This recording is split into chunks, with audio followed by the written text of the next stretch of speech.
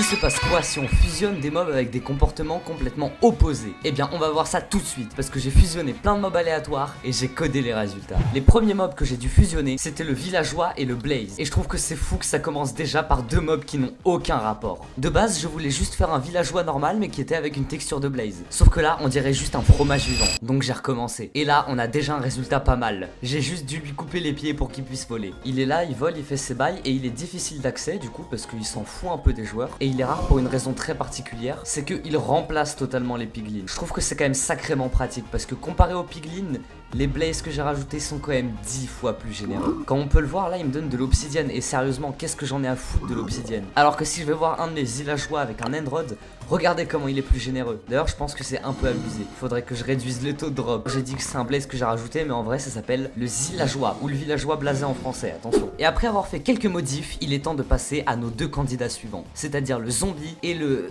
calmar. En vrai quand on y pense, le zombie quand faut le fusionner c'est quand même sacrément un joker. Parce qu'à partir de lui on peut juste faire n'importe quel mob en version zombifiée. Ouais donc en gros c'est ce que j'ai fait. J'ai eu beaucoup de problèmes techniques. Parce qu'en vrai on le remarque pas vraiment mais le calamar, leur modèle, il tourne selon leur direction et j'ai aucune idée de comment faire ça. Donc j'ai passé trop de temps à essayer de le faire pour au final lâcher l'affaire. Mais bon, le résultat est quand même bien. Bon, ça a pris beaucoup plus de temps que prévu, mais j'ai enfin terminé. Donc là, regardez par exemple, on a 4 squids zombifiés qui sont en train d'entourer un pauvre squid et si je me mets en survie, je devrais me faire agresser. C'est bien parce que le joueur va tout pile à la bonne vitesse pour les fuir, mais si je commence à être immobile, je vais bien me faire défoncer.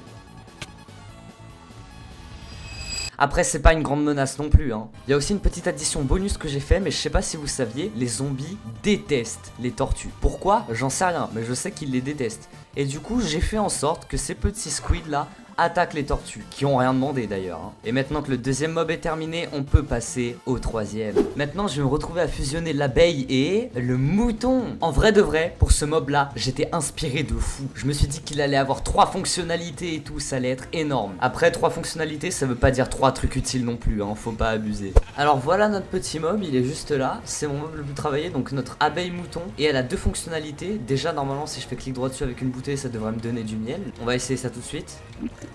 Magnifique. La deuxième addition c'est que si je me mets en survie et que je tape notre mouton abeille, normalement il devrait s'énerver et commencer à m'attaquer. On va voir ça tout de suite.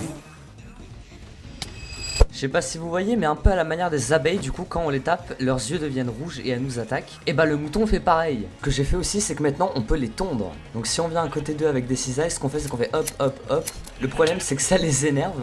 Mais grâce à ça on peut récupérer de la laine d'abeille et avec on peut crafter un truc un peu marrant, je vous montre ça tout de suite. Mais d'abord faut que je les sème. Donc si on essaie de faire un casque avec, on va obtenir un casque d'abeille et honnêtement ça sert un peu à rien. À part avoir un look un peu rigolo sur la tête, c'est vraiment juste un objet cosmétique. Mais quand même quel swag d'abeille. Et là c'est le moment où je dois fusionner le marchand et le renard. Je me suis un peu éloigné du marchand mais c'est pas grave, le mob reste bien quand même. Sauf qu'avant ça, cette vidéo est sponsorisée par moi. Ouais moi, juste moi vraiment. Parce qu'en fait faut que vous vous abonnez sinon la chaîne elle stagne. Donc si vous êtes resté jusque là et que vous vous abonnez pas, à ce point là c'est vraiment juste de la mauvaise foi. Après je dis ça, je dis rien hein. Mais bon, on peut revenir à notre mob. Pour ce mob là, de base j'avais fait le modèle et la texture, puis je me suis rendu compte qu'avec les vêtements du marchand, le renard ressemble quand même pas mal à un ninja. Donc j'ai pas posé plus de questions et j'ai fait en sorte qu'il en soit un. Normalement j'ai terminé le renard malicieux, mais en vrai je sais pas parce que je l'ai pas encore testé, donc on va faire ça ensemble tout de suite. Donc là si je me mets en survie, il devrait courir vers moi et essayer de me voler l'item. Bah parfait. En vrai je trouve ça assez marrant parce que ça fait comme un peu un écran de fumée quand ils disparaissent. Et puis faut quand même dire que j'ai réussi à rendre ce mob super mignon de base. Comme ça. Mais bon, ce qui compte c'est qu'il est là, qu'il existe et il est là pour nous faire chier. Et puis ce qui est génial c'est que lui il spawn partout. Il n'y a aucune exception, il peut être n'importe où dans votre monde, même dans le Nether, parce qu'il va vous hanter partout. Et vous savez quoi? Même dans l'End. Bon en vrai j'abuse un peu. Maintenant je me retrouve à devoir fusionner le vindicateur et le cheval. Et là honnêtement pas besoin d'inspi. J'ai un cheval, un mob humanoïde, j'ai fait un centaure. Et puis je me suis pas fait chier pour la texture non plus. Je lui ai juste fait une coupe de cheveux un peu rigolote et c'est tout. Alors nous voilà avec un centaure terminé. Voilà à quoi quoi il ressemble en jeu avec sa coupe de cheveux de con un peu. Et du coup lui il est vraiment hostile de base comparé aux autres mobs qui sont pas vraiment méchants, qui sont pas vraiment gentils. Lui si je me mets en survie il est là pour me défoncer et puis il fait des dégâts monstres comme les vrais vindicateurs. Et puis normalement si j'ai tout bien fait, si je bois cette potion de Bad Omen et que je vais dans un village, le centaure devrait apparaître pendant un raid. Donc on va voir, on va aller tester ça tout de suite. Magnifique, comme on peut voir là on a une première vague du coup qui a spawn avec nos centaures et avec les villageois normales etc. Et d'ailleurs on peut voir qu'il y en a un qui est normal au milieu si j'arrive à dégager les autres. Mais là on a un vindicateur normal. Et c'est là où on se rend compte que les raids c'est quand même un peu mal foutu parce que vraiment ils sont bloqués par une rivière, c'est n'importe quoi. Mais c'est pas le sujet. Et maintenant c'est au tour de l'araignée et aussi au truc là.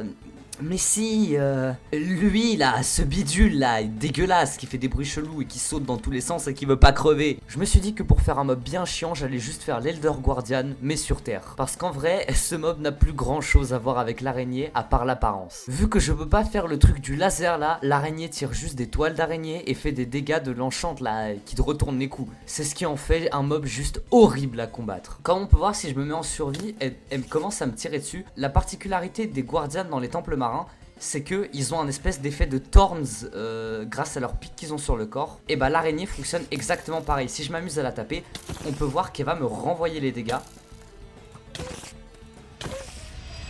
Et c'est ce qui la rend un mob horrible à battre. C'est genre comme un squelette mais version pro max. On peut maintenant passer à la dernière fusion qui honnêtement ressemble le plus à quelque chose qu'une vraie mise à jour Minecraft aurait pu ajouter. C'est la fusion du Shulker et du Vex. Et vous allez voir, j'ai fait un truc de fou. Je me suis dit que c'est stylé si je pars dans un délire où le Shulker a infecté le Vex et il le contrôle. Et honnêtement, le résultat est pas mal. Là, on voit le Shulker qui a complètement pris le contrôle du Vex. Ça lui a ouvert la tête en deux. Et on voit les petites boules du Shulker là qui flottent au milieu. Bref, le résultat est pas mal. Oui, il y a un faux raccord, l'œuf a déjà une texture, vous allez voir plus tard, bref, c'est pas grave, ok. Ce que j'ai fait, c'est que ce mob peut spawn que dans l'end et en vrai, il vous calcule pas trop de base. C'est-à-dire que si vous êtes en survie autour d'eux, bah écoutez, ils font leur vie et tout va bien. Sauf que si par malheur vous avez l'effet de lévitation, ils vont très violemment vous défoncer. Ce que j'ai fait, c'est qu'il y a une espèce de synergie avec le Shulker, c'est-à-dire que si un Shulker vous envoie une de ces balles là qui vous fait léviter, et bah eux ils seront là pour vous terminer. Donc là j'ai l'effet de lévitation et ils font des dégâts monstres vraiment. Et ils vont m'attaquer que si j'ai lévitation. Et ça rend les Shulkers encore plus dangereux parce que là juste avant lévitation, un seau d'eau et on n'en parle plus. Alors que là, à cause d'eux, va falloir vraiment faire gaffe. Ils ont pas beaucoup de vie, mais ils font 13 de dégâts par contre. Et maintenant que tous les mobs sont terminés, faut pas oublier de faire la texture des œufs parce qu'on est en 1.20 et 1.8. Et maintenant, ça existe plus les œufs tout moches. Il y a une texture individuelle pour chaque œuf. Et maintenant je dois les faire. Pour les œufs, je suis pas allé chercher bien loin. J'ai continué dans le délire des fusions et j'ai pris les parties reconnaissables de chaque mob pour faire un œuf. Comme le fait par exemple que l'œuf de l'abeille est l'un des plus petits œufs du jeu et des trucs du genre, histoire qu'on puisse reconnaître quels mobs ont été fusionnés. Et l'histoire de la texture des œufs, c'était la cerise sur le gâteau. Voilà comment on se retrouve avec 7 mobs en plus dans le jeu. Ça devient assez vite le bordel, hein.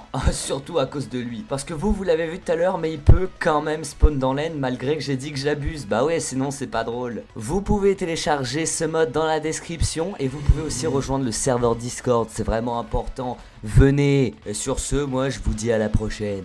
C'est la fin de l'univers.